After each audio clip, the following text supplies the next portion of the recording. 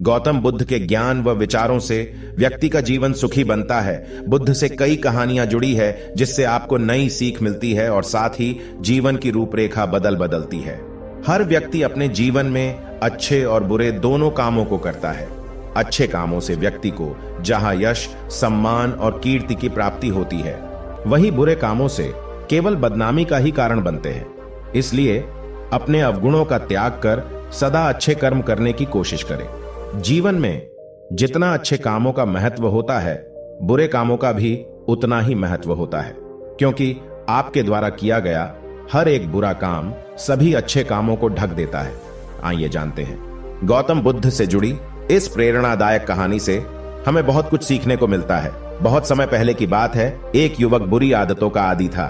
वह लोगों से गलत व्यवहार करता था और अपनी असामाजिक गतिविधियों के कारण वह अपराधी बनता जा रहा था।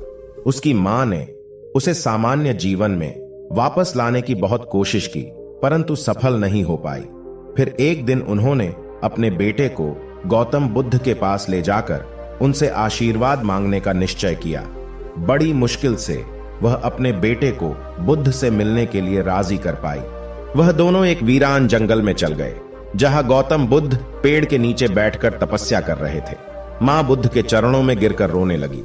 बुद्ध ने उनसे पूछा कि तुम क्यों रो रही हो? तब मां ने कहा कि मेरा बेटा सारे बुरे काम कर रहा है और आजकल अपराधी बन रहा है, कृपया कुछ करिए। बुद्ध ने उनके पुत्र की ओर देखा और कहा कि अब बहुत देर हो चुकी है, यह युवक एक दिन के बाद मरने वाला है।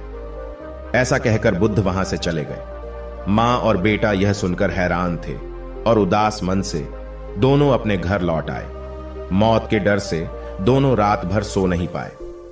पूरी रात बीत गई और आखिरी घंटे में गौतम बुद्ध उनके इलाके में आए और उनके घर भी आए। फिर बुद्ध ने पुत्र से पूछा कि इन पूरी रात में क्या तुमने किसी से धोखेबाजी, अपराध या चोरी में शामिल हुए?